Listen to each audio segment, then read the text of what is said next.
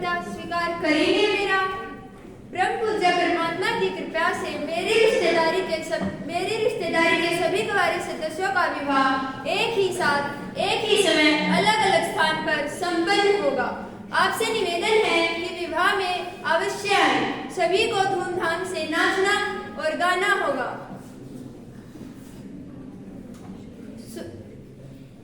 सुनकर विचित्र लगाना, तो फिर आप भी मुझे बताइए कि एक ही साथ एक ही समय इतने सारे विवाह कैसे संपन्न हो सकते हैं। तो फिर आप मुझे बताइए कि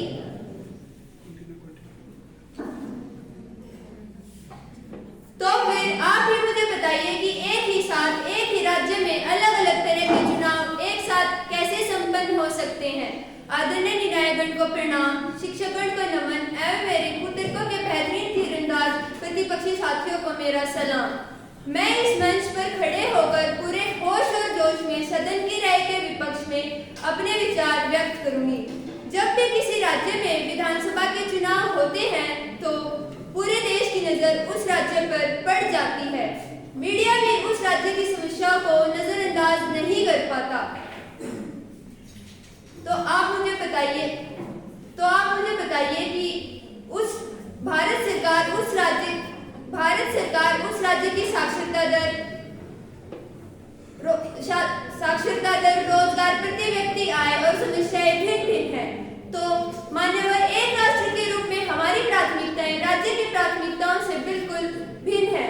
तो क्या आपको नहीं लगता अगर एक राष्ट्र एक चुनाव होंगे तो राजनेता राष्ट्रीय मुद्दों के तले क्षेत्रीय मुद्दों को दबाकर अपना राजनीतिक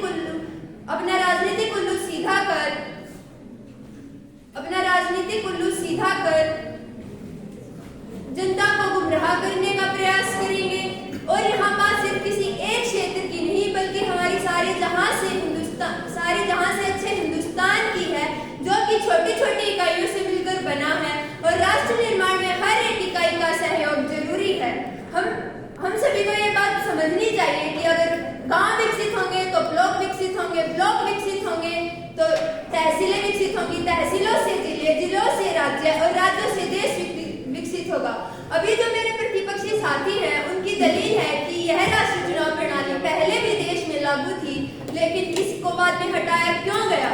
जी हाँ, बिल्कुल यह लागू थी, लेकिन पहले भी ये देश के संघीय ढांचे के खिलाफ थी और आज इस वक्त भी यह देश के संघीय ढांचे के लिए सुचारू नहीं है। अतीत में तो मेरे देश ने कई कमियों को देखा है, और आने वाली पीढ़ियों को इसका भुगतान करना पड़ा है। जैसे कि अनुच्छेद 370, अनुच्छेद 35A और धारा 370 इत्यादि। शायद फिर से मेरे प्रतिपक्षी साथी कुछ ऐसी गलतियां करना चाहते हैं जिससे आने वाली पीढ़ियां हमें कोसें। आज जो हमारे देश में सिर्फ 8 राष्ट्रीय दलों के मुकाबले बहुत सारे क्षेत्रीय दल हैं जो कि एक निश्चित समाज का प्रतिनिधित्व करते हैं।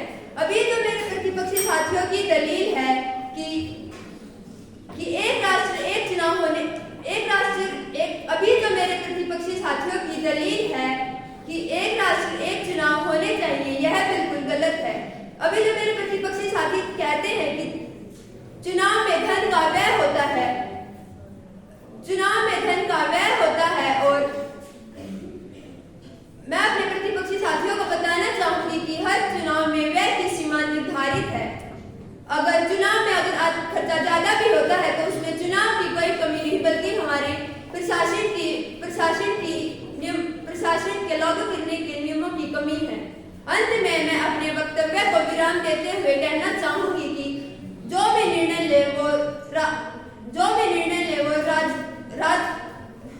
राजनेता लोगों के लिए सर्वोपरि नहीं होना चाहिए बल्कि जन सम्मान के कल्याण के लिए सर्वोपरि होना चाहिए। एक देश एक चुनाव से राजनीतिक लाभ तो दिखता है, लेकिन